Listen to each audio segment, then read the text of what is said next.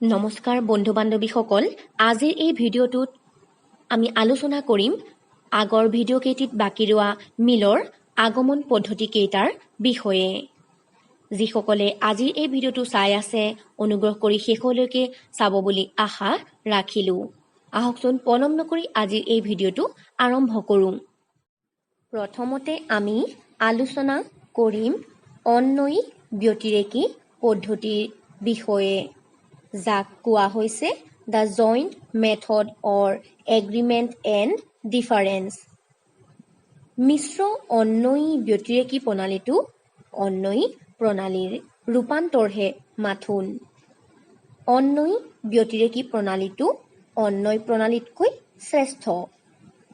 এই প্ৰণালীত সদৰ্থক আৰু নঞৰ্থক দুই প্ৰকাৰৰ দুটা শ্ৰেণীৰ প্ৰয়োজন। ইয়াত সদৰ্থক দৃষ্টান্ত শ্ৰেণীত উপস্থিতিৰ অন্বয় বা মিল আৰু নঞৰ্থক দৃষ্টান্ত শ্ৰেণীত অনুপস্থিতিৰ অন্বয় বা মিলৰ ওপৰত নিৰ্ভৰ কৰি কাৰ্যকাৰণ সম্বন্ধ নিৰ্ণয় কৰাৰ চেষ্টা কৰা হয়। গতিকে এই প্ৰণালীত অন্বয়ী প্ৰণালীৰ দ্বৈত প্ৰয়োগ হোৱা দেখা যায়। সেয়ে এই প্ৰণালীক কোনো কোনো তৰ্কবিদে দ্বৈত অন্বয়ী প্ৰণালী বুলি আখ্যা দিছে, যাক কোৱা হৈছে the method of double agreement. তৰ্কবিদ মিলে মিশ্ৰ অন্বয়ী ব্যতিৰেকী প্ৰণালীৰ বাবে আগবঢ়োৱা সূত্ৰটো হৈছে, যদি অন্বেষণীয় ঘটনা উপস্থিত থকা দুটা বা ততোধিক দৃষ্টান্তৰ মাজত এটা সামান্য সংস্থিতি থাকে আৰু যদি অন্বেষণীয় ঘটনাটো উপস্থিত নথকা দুটা বা ততোধিক দৃষ্টান্তৰ মাজত সেই সামান্য সংস্থিতিটো অনুপস্থিত থাকে, তেনেহ'লে সেই সামান্য সংস্থিতিটোৱেই অন্বেষণীয় ঘটনাৰ কাৰণ বা কাৰ্যৰ অপৰিহাৰ্য অংগ হ'ব। মিলৰ এই সূত্ৰটো ব্যাখ্যা কৰি আমি পাওঁ যে অন্বয়ী ব্যতিৰেকী প্ৰণালী প্ৰয়োগ কৰিবলৈ হ'লে প্ৰথমতে নিৰীক্ষণৰ জৰিয়তে দুটা শ্ৰেণীৰ দৃষ্টান্ত সংগ্ৰহ কৰিব লাগিব। দ্বিতীয়তে দুই শ্ৰেণীৰ দৃষ্টান্তৰ ভিতৰত এটা সদৰ্থক শ্ৰেণীৰ দৃষ্টান্ত আৰু আনটো নঞৰ্থক শ্ৰেণীৰ দৃষ্টান্ত হ'ব লাগিব। সদৰ্থক শ্ৰেণীৰ দৃষ্টান্তসমূহৰ মাজত এটা মাত্ৰ সামান্য সংস্থিতি থাকে, অৰ্থাৎ ইয়াত অন্বেষণীয় ঘটনাটো আৰু আন এটা ঘটনা উপস্থিত থকা দেখা যায়। নঞৰ্থক শ্ৰেণীৰ দৃষ্টান্তৰ ক্ষেত্ৰত সামান্য সংস্থিতিটো অনুপস্থিত থাকে। তৃতীয়তে দুয়োটা শ্ৰেণীৰ দৃষ্টান্তক তুলনামূলক বিশ্লেষণ কৰি চাব লাগিব। এতিয়া আমি আলোচনা কৰিম অন্বয়ী ব্যতিৰেকী প্ৰণালীৰ সাংকেতিক উদাহৰণৰ বিষয়ে। অন্বয়ী ব্যতিৰেকী প্ৰণালীত প্ৰথমতে আমি দৃষ্টান্তসমূহক দুটা শ্ৰেণীত ভাগ কৰি ল'ম। ভাগটোৰ বাওঁফালে লিখিম সদৰ্থক দৃষ্টান্তৰ শ্ৰেণী আৰু সোঁফালে লিখিম নঞৰ্থক দৃষ্টান্তৰ শ্ৰেণী।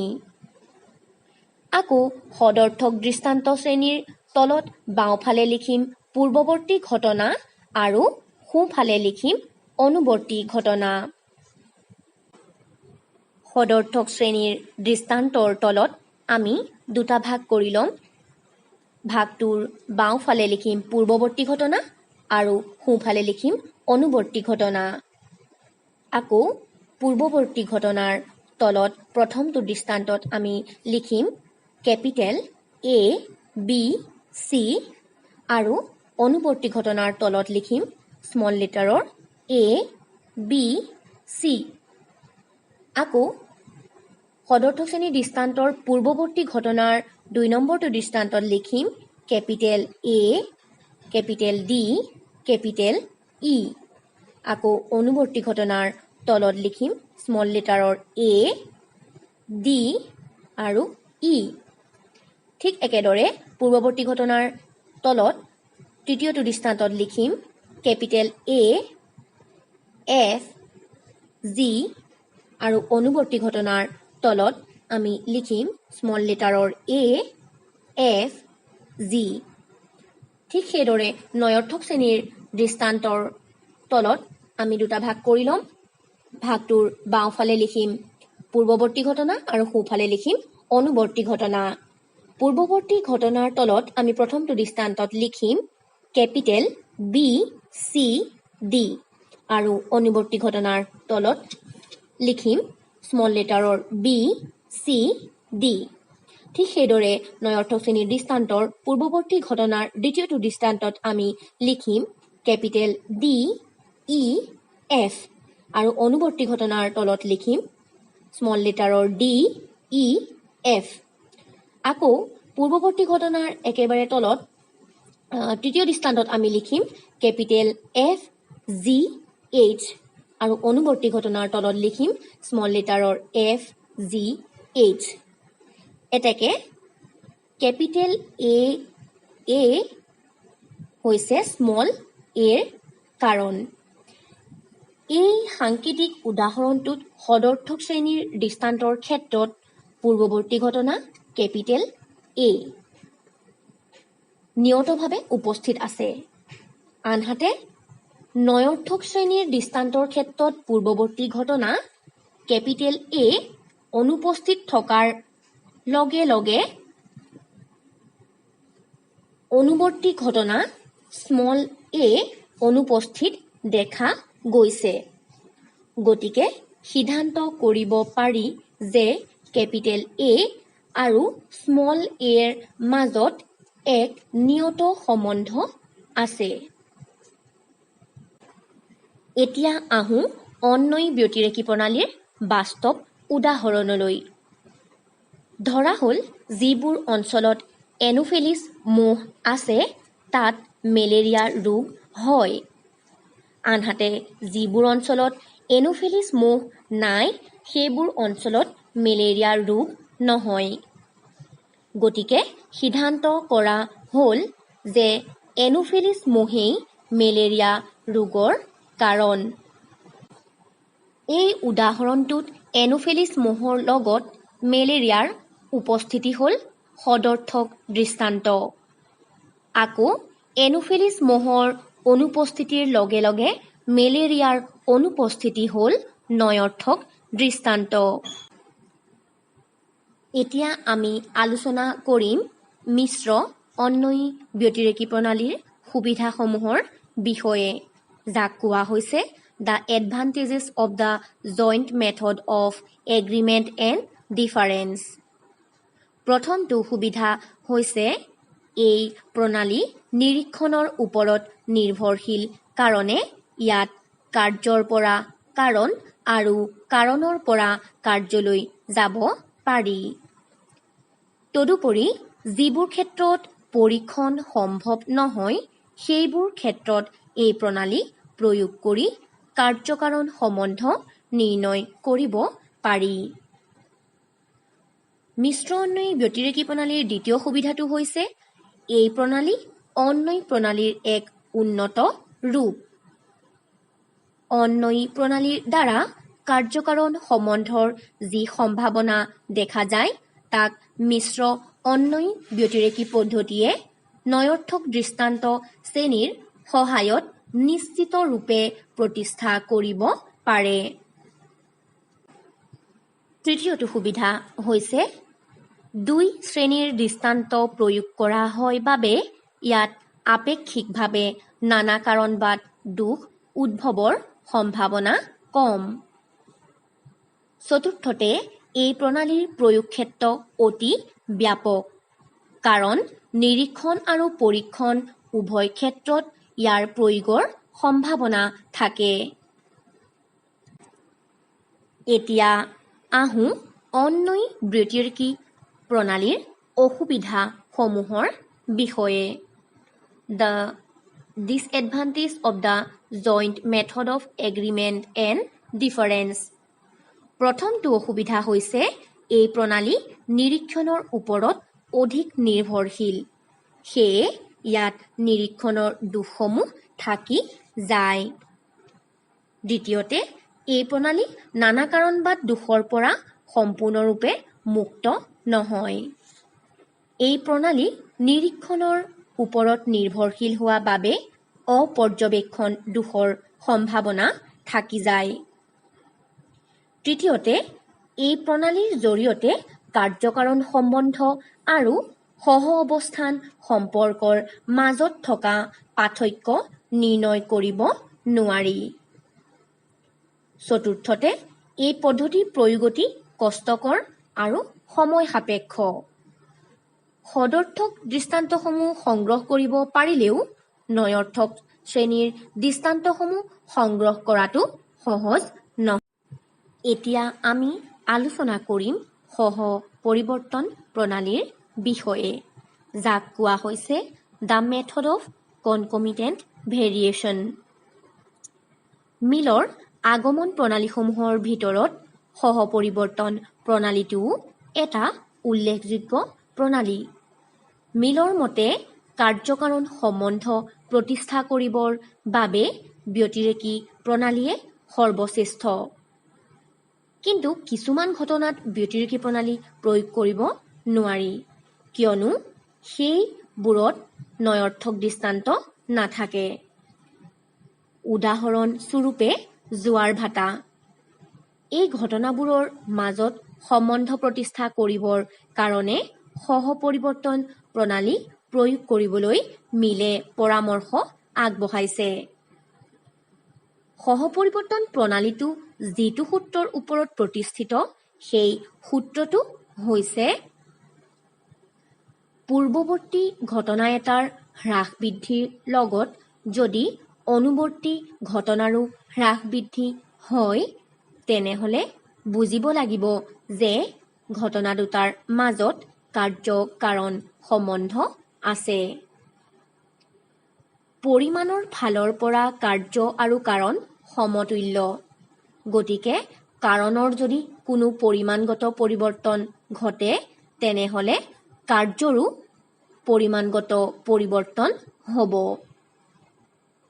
দুটা ঘটনাৰ পূৰ্বৱৰ্তীটোৰ পৰিমাণৰ কোনো পৰিৱৰ্তন হ'লে যদি পৰৱৰ্তী ঘটনাটোৰো পৰিমাণৰ পৰিৱৰ্তন হয়, তেনেহ'লে পূৰ্বৱৰ্তী ঘটনাটো পৰৱৰ্তী ঘটনাৰ কাৰণ হ'ব আৰু পৰৱৰ্তী ঘটনাটো পূৰ্বৱৰ্তী ঘটনাৰ কাৰ্য হ'ব। অৰ্থাৎ এই ঘটনা দুটাৰ মাজত কাৰ্য-কাৰণ সম্বন্ধ থাকিব। মিলৰ এই সূত্ৰটো বিশ্লেষণ কৰিলে আমি পাওঁ যে সহ পৰিৱৰ্তন প্ৰণালীটো প্ৰয়োগ কৰিবলৈ হ'লে প্ৰথমতে দুটা ঘটনা পৰ্যবেক্ষণ কৰিব লাগিব। দ্বিতীয়তে যদি দেখা যায় যে এটা ঘটনাৰ পৰিমাণৰ পৰিৱৰ্তন হোৱাৰ লগে লগে আন এটা ঘটনাৰো পৰিমাণৰ পৰিৱৰ্তন হৈছে, অৰ্থাৎ ঘটনা দুটাৰ সহ পৰিৱৰ্তন হৈছে, তেনেহ'লে ঘটনা দুটা কাৰ্য-কাৰণ সম্বন্ধেৰে সম্বন্ধিত হ'ব। এই সহ পৰিৱৰ্তন দুই প্ৰকাৰৰ হ'ব পাৰে। প্ৰথমটো হৈছে একেমুখী বা প্ৰত্যক্ষ সহ পৰিৱৰ্তন আৰু দ্বিতীয়টো হৈছে বিপৰীতমুখী সহ পৰিৱৰ্তন। প্ৰথমতে আমি আলোচনা কৰিম প্ৰত্যক্ষ বা একেমুখী সহ পৰিৱৰ্তনৰ বিষয়ে। একমুখী সহ পৰিৱৰ্তনক ইংৰাজীত কোৱা হয় ডাইৰেক্ট ভেৰিয়েশ্যন বুলি। এতিয়া আহোঁ একমুখী সহ পৰিৱৰ্তন কাক বোলে। যদি কোনো এটা ঘটনাৰ পৰিমাণ হ্ৰাস বা বৃদ্ধি হ'লে আন এটা ঘটনাৰ পৰিমাণ হ্ৰাস বৃদ্ধি হয়, তেনেহ'লে তেনে পৰিৱৰ্তনক একমুখী সহ পৰিৱৰ্তন বোলে। এতিয়া আমি আলোচনা কৰিম একমুখী সহ পৰিৱৰ্তনৰ সাংকেতিক উদাহৰণৰ বিষয়ে। সাংকেতিক উদাহৰণৰ কাৰণে আমাক লাগিব পূৰ্বৱৰ্তী আৰু অনুবৰ্তী ঘটনা। পূৰ্বৱৰ্তী আৰু অনুবৰ্তী ঘটনাক আমি দুটা ভাগত ভাগ কৰি লিখিম। ভাগটোৰ বাওঁফালে লিখিম পূৰ্বৱৰ্তী ঘটনা আৰু ভাগটোৰ সোঁফালে লিখিম অনুবৰ্তী ঘটনা। পূৰ্বৱৰ্তী ঘটনাৰ তলত আমি প্ৰথমতে লিখিম কেপিটেল এ, এৰ তলত 1 লিখিম। অকণমান গেপ এটা দি পেলাই আমি লিখিম কেপিটেল বি, তাৰপাছত অলপ গেপ দিলাই লিখিম আমি কেপিটেল চি। ঠিক সেইদৰে অনুবৰ্তী ঘটনাৰ আমি তলত লিখিম স্মল লেটাৰৰ এ, তাৰ তলত লিখিম আমি 1 স্মল লেটাৰৰ বি আৰু অকণমান দূৰত্বত আমি লিখিম স্মল লেটাৰৰ চি। পূৰ্বৱৰ্তী ঘটনাৰ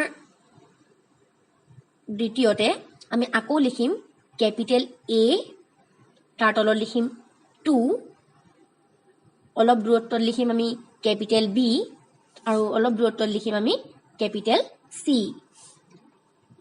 অনুবৰ্তী ঘটনাৰ তলতো ঠিক সেইদৰে লিখিম আমি স্মল এ, তাৰ তলত 2 দিম আৰু স্মল বি আৰু অলপ দূৰত লিখিম স্মল চি।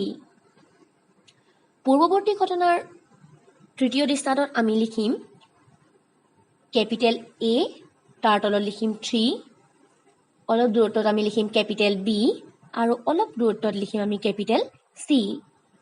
ঠিক একেদৰে আকৌ আমি লিখিম অনুবৰ্তী ঘটনাৰ একেবাৰে শেষত তলত লিখিম আমি স্মল এ, তাৰ তলত লিখিম 3 আৰু অকণমান দূৰত্বত লিখিম স্মল বি আৰু অলপ দূৰত্বত আমি লিখিম স্মল চি। এতেকে ইয়াত কেপিটেল এ হ'ল স্মল এৰ কাৰণ। ইয়াত 1, 2, 3 এই সাংকেতিক চিনকেইটাৰ জৰিয়তে পৰিমাণৰ পাৰ্থক্য বুজাবলৈ চেষ্টা কৰা হৈছে।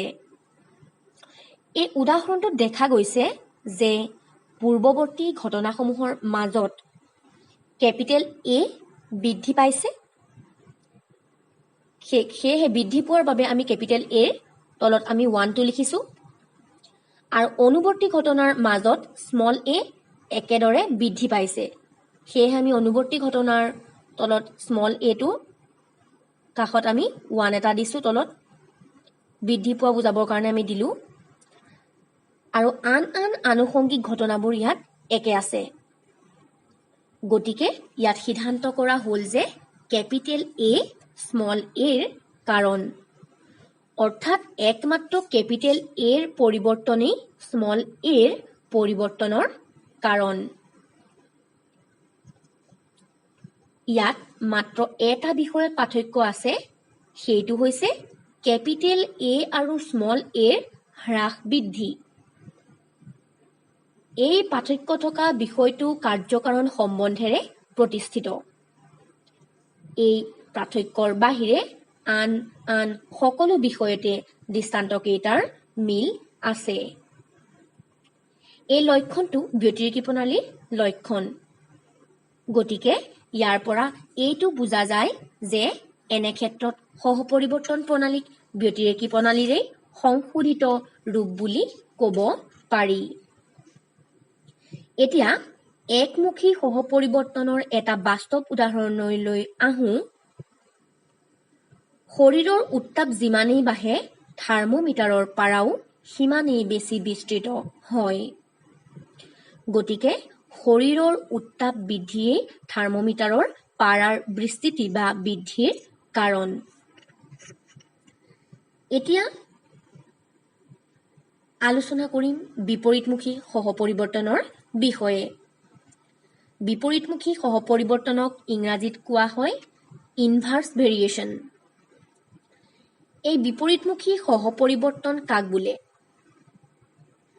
যদি কোনো এটা ঘটনাৰ পৰিমাণ হ্ৰাস হ'লে আনটো ঘটনাৰ পৰিমাণ বৃদ্ধি হয়, তেনে পৰিৱৰ্তনক বিপৰীতমুখী সহপৰিৱৰ্তন বোলে। বিপৰীতমুখী সহপৰিৱৰ্তনৰ সাংকেতিক উদাহৰণৰ বাবে আমি দৃষ্টান্তসমূহক দুটা ভাগত ভাগ কৰি ল'ম।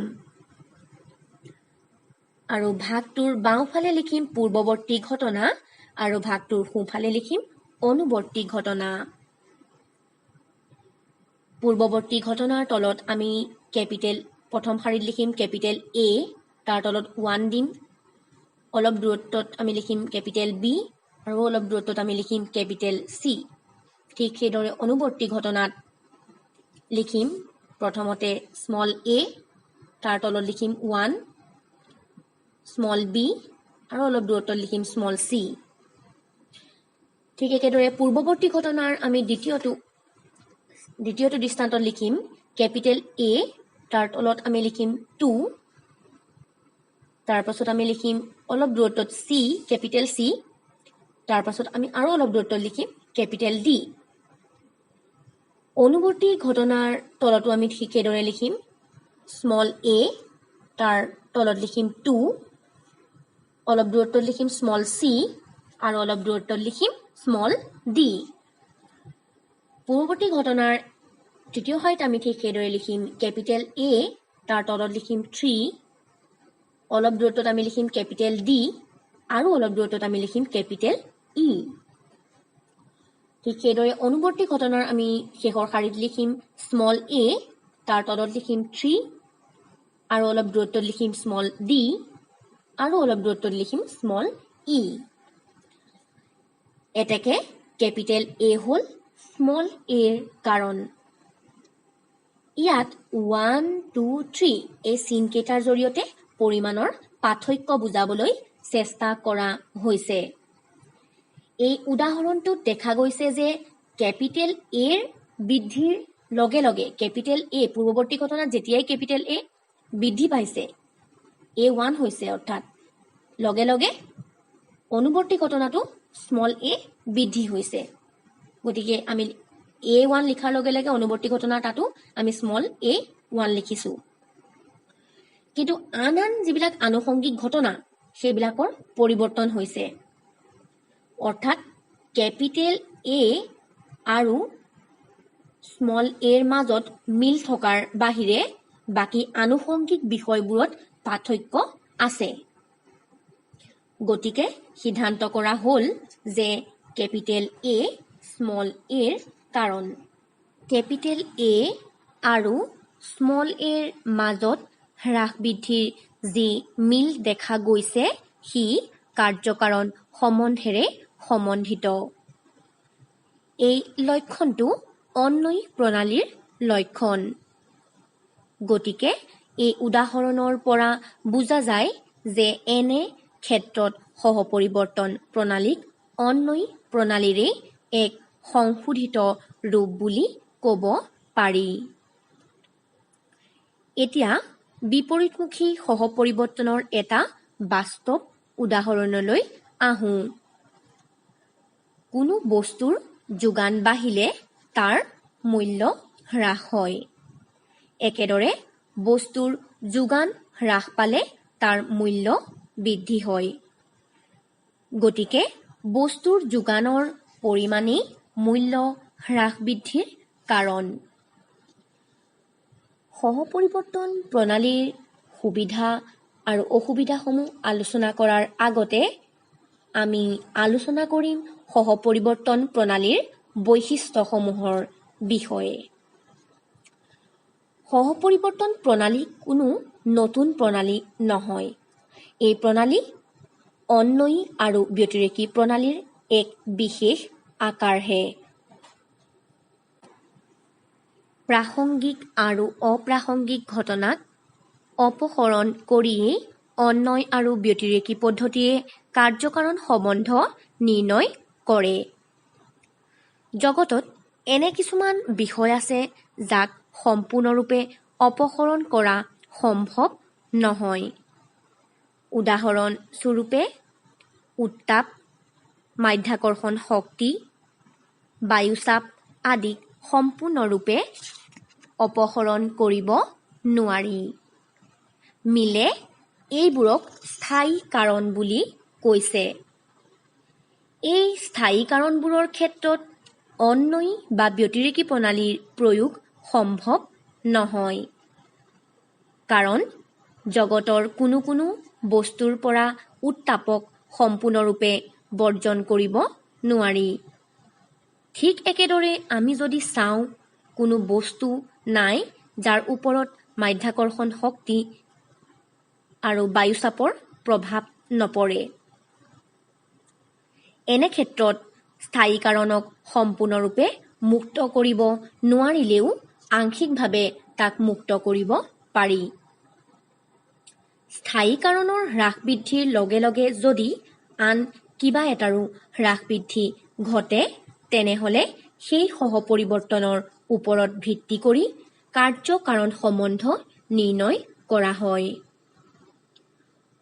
উদাহৰণ স্বৰূপে উত্তাপৰ পৰা কোনো এটা বস্তুক সম্পূৰ্ণভাৱে মুক্ত কৰিব নোৱাৰিলেও উত্তাপৰ হ্ৰাস বৃদ্ধিৰ লগে লগে যদি বস্তুৰ আয়তনৰ হ্ৰাস বৃদ্ধি হয় তেনেহ'লে উত্তাপেই যে বস্তুৰ আয়তনৰ হ্ৰাস বৃদ্ধিৰ কাৰণ তাক নিৰ্ণয় কৰিব পাৰি।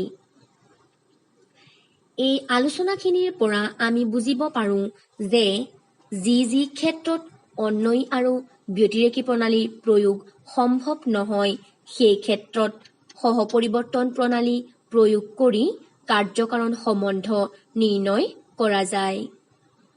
এইটোৱেই সহপৰিৱৰ্তন প্ৰণালীৰ বিশেষ বৈশিষ্ট্য। এতিয়া আমি আলোচনা কৰিম সহপৰিৱৰ্তন প্ৰণালীৰ সুবিধাসমূহৰ বিষয়ে, যাক কোৱা হৈছে advantages of the method of concomitant variation. সহপৰিৱৰ্তন প্ৰণালীৰ প্ৰথমটো সুবিধা হৈছে সহপৰিৱৰ্তন প্ৰণালী ব্যতিৰেকী প্ৰণালীৰ সলনি প্ৰয়োগ কৰিব পাৰি। কেতিয়াবা কিছুমান ক্ষেত্ৰত ব্যতিৰেকী প্ৰণালী প্ৰয়োগ কৰি অপ্ৰাসংগিক বিষয়ৰ বৰ্জন কৰাটো কঠিন হৈ পৰে।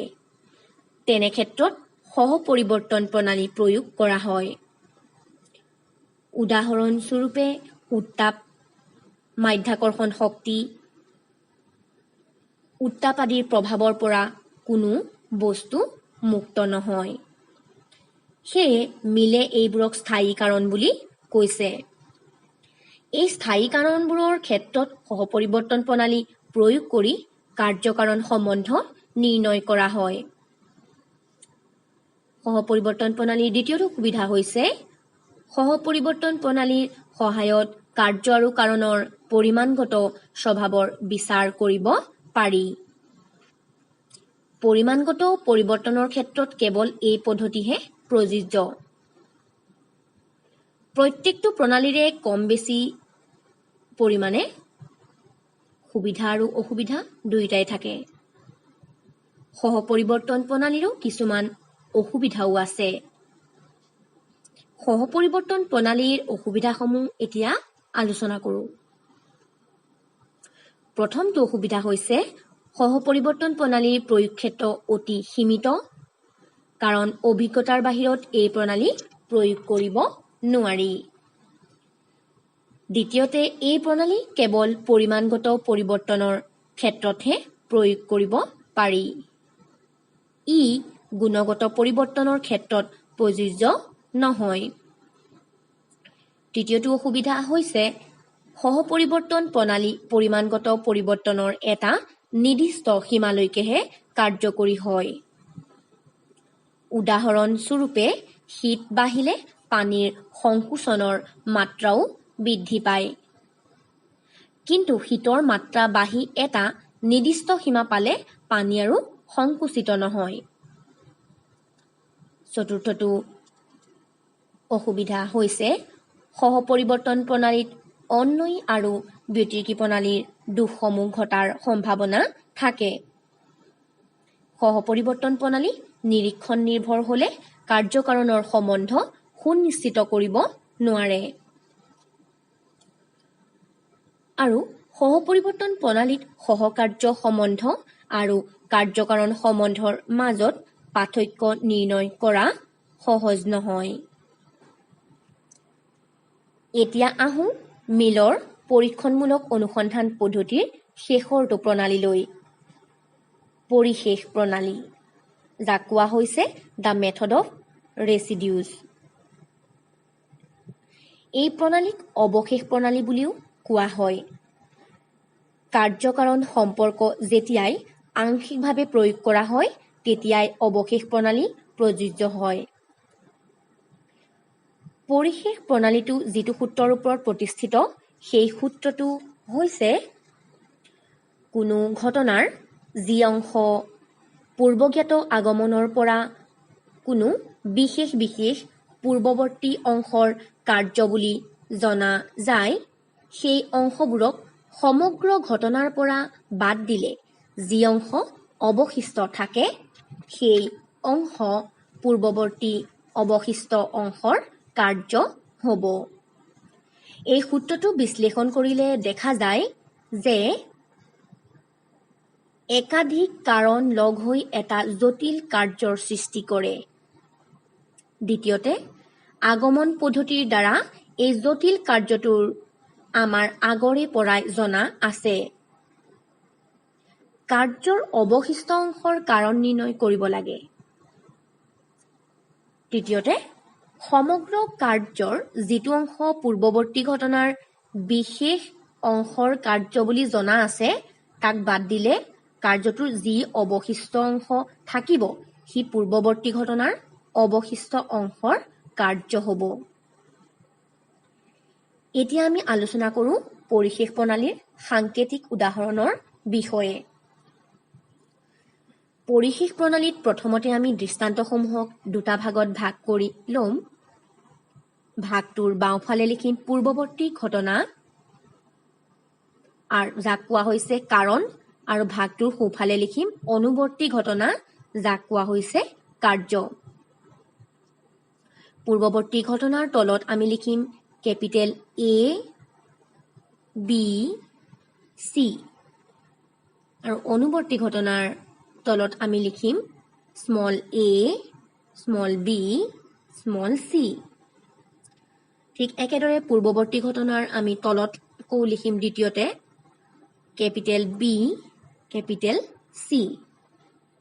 ঠিক একেদৰে অনুবৰ্তী ঘটনাৰ তলত আমি লিখিম স্মল b, স্মল c। এতেকে কেপিটেল A হৈছে স্মল a ৰ কাৰণ। এই উদাহৰণটোত small a, small b, small c হৈছে এটা জটিল ঘটনা। এই জটিল ঘটনাটো কেপিটেল A, B, C ঘটনাৰ দ্বাৰা উৎপন্ন হৈছে। স্মল b আৰু স্মল c অংশ পূৰ্বৱৰ্তী, কেপিটেল B আৰু কেপিটেল C অংশৰ কাৰ্য বুলি আগমনৰ সহায়ত আগৰে পৰা জনা আছে। এতিয়া জটিল কাৰ্য স্মল a, b, c ৰ পৰা স্মল b আৰু c বাদ দিলে স্মল a অৱশিষ্ট অংশ থাকিব আৰু পূৰ্বৱৰ্তী ঘটনাৰ কাৰণৰ পৰা কেপিটেল B আৰু কেপিটেল C বাদ দিলে কেপিটেল A অংশ অৱশিষ্ট থাকিব। গতিকে সিদ্ধান্ত কৰা হ'ল যে কেপিটেল A স্মল a ৰ কাৰণ। এতিয়া আহোঁ পৰিশেষ প্ৰণালীৰ এটা বাস্তৱ উদাহৰণলৈ। তেলৰ সৈতে এটা টিনৰ ওজন 20 কিলোগ্ৰাম। পূৰ্বৰে পৰা আমি জানো যে টিনৰ ওজন হৈছে 2 কিলোগ্ৰাম। গতিকে পৰিশেষ প্ৰণালী প্ৰয়োগ কৰি নিৰ্ণয় কৰা হ'ল যে তেলৰ ওজন 18 কিলোগ্ৰাম। নেপচুন গ্ৰহৰ আৱিষ্কাৰ, আৰ্গন গেছৰ আৱিষ্কাৰ এই পৰিশেষ প্ৰণালী প্ৰয়োগ কৰিয়েই পোৱা গৈছিল। এতিয়া আমি আলোচনা কৰিম পৰিশেষ প্ৰণালীৰ সুবিধাসমূহৰ বিষয়ে। এডভান্টেজেছ অৱ দ্য মেথড অৱ ৰেচিডিউজ। প্ৰথমটো সুবিধা হৈছে পৰিশেষ প্ৰণালীৰ প্ৰয়োগে বহুত নতুন আৱিষ্কাৰ সম্ভৱ কৰি তুলিছে। বিশেষকৈ জ্যোতিৰ্বিজ্ঞান আৰু ৰসায়ন বিজ্ঞানত পৰিশেষ প্ৰণালীৰ ব্যাপক ব্যৱহাৰ হয়। দ্বিতীয়তে, জটিল ঘটনাৰ আৱিষ্কাৰৰ ক্ষেত্ৰত পৰিশেষ প্ৰণালীয়ে সহায় কৰে। পৰিশেষ প্ৰণালী প্ৰয়োগৰ জৰিয়তে কাৰ্যৰ পৰা কাৰণ আৰু কাৰণৰ পৰা কাৰ্যলৈ গতি কৰিব পাৰি। তৃতীয়তে, কেৱল পৰিশেষ প্ৰণালীৰ জৰিয়তেহে মিশ্ৰ কাৰ্য বা কাৰ্য সংমিশ্ৰণৰ কাৰ্য-কাৰণ সম্বন্ধ পৃথকে দেখুৱাব পাৰি। তৃতীয়টো সুবিধা হৈছে প্ৰত্যেক আগমন প্ৰণালীয়ে এক বা আন ধৰণে পৰিশেষ প্ৰণালীৰ ওপৰত নিৰ্ভৰশীল। এতিয়া আহোঁ পৰিশেষ প্ৰণালীৰ অসুবিধাসমূহৰ বিষয়ে। ডিছএডভান্টেজেছ অৱ দ্য মেথড অৱ ৰেচিডিউজ। প্ৰথমটো অসুবিধা হৈছে পৰিশেষ প্ৰণালী পূৰ্ব জ্ঞানৰ ওপৰত নিৰ্ভৰশীল। এই প্ৰণালী প্ৰয়োগৰ বাবে জটিল ঘটনা এটাৰ কোনো অংশৰ পূৰ্ব জ্ঞানৰ প্ৰয়োজন। গতিকে কাৰ্য-কাৰণ সম্বন্ধৰ প্ৰথম স্তৰত এই প্ৰণালী প্ৰয়োগ কৰিব নোৱাৰি। দ্বিতীয়তে, পৰিশেষ প্ৰণালীত দৃষ্টান্তসমূহ দুই ধৰণে সংগ্ৰহ কৰিব পাৰি। দৃষ্টান্তসমূহ নিৰীক্ষণৰ দ্বাৰা সংগ্ৰহ কৰিলে সিদ্ধান্ত সম্ভাৱনামূলক হয়, আকৌ পৰীক্ষণৰ দ্বাৰা দৃষ্টান্ত সংগ্ৰহ কৰিলে অনুমান কৰা কাৰণটো উপকাৰণ হোৱাৰ সম্ভাৱনা থাকে। এইটো হৈছে পৰিশেষ প্ৰণালীৰ দ্বিতীয়টো অসুবিধা। এতিয়া আহোঁ পৰিশেষ প্ৰণালীৰ তৃতীয় অসুবিধাটোলৈ। পৰিশেষ প্ৰণালীৰ প্ৰয়োগ অতি সীমিত। কেৱল সমজাতীয় কাৰ্য সংমিশ্ৰণৰ ক্ষেত্ৰতহে এই প্ৰণালী কাৰ্যক্ষমভাৱে প্ৰয়োগ কৰিব পাৰি। বিজাতীয় কাৰ্য সংমিশ্ৰণৰ ক্ষেত্ৰত এই প্ৰণালী প্ৰয়োগ কৰিব নোৱাৰি। বন্ধু-বান্ধৱীসকল, আজিৰ এই ভিডিঅ'টো চাই আপোনালোকৰ কেনেকুৱা লাগিলে কমেণ্ট কৰি জনাবলৈ নাপাহৰিব। ছাত্ৰ-ছাত্ৰীসকলৰ অনুৰোধ মৰ্মেই মই মিলৰ আগমন পদ্ধতিকেইটাৰ বিস্তৃত ব্যাখ্যা আগবঢ়ালোঁ। যিসকলে আজি পোনপ্ৰথমবাৰৰ বাবে মোৰ এই ভিডিঅ'টো চাই আছে, সেইসকলে আগলৈ এনেকুৱা ধৰণৰ ভিডিঅ' পাই থাকিবৰ কাৰণে মোৰ চেনেলটো ছাবস্ক্ৰাইব কৰি ৰাখিব। আৰু মোৰ আগৰ ভিডিঅ'খিনি আপোনালোকে চাবৰ কাৰণে এই ভিডিঅ'টোৰ ওপৰত ওলাই থকা আই বাটনত ক্লিক কৰিব। তেতিয়া মোৰ আগৰ আলোচনাখিনি আপোনালোকে চাবলৈ পাব। ঠিক আছে, আজিলৈ ইমানতে সামৰিছোঁ।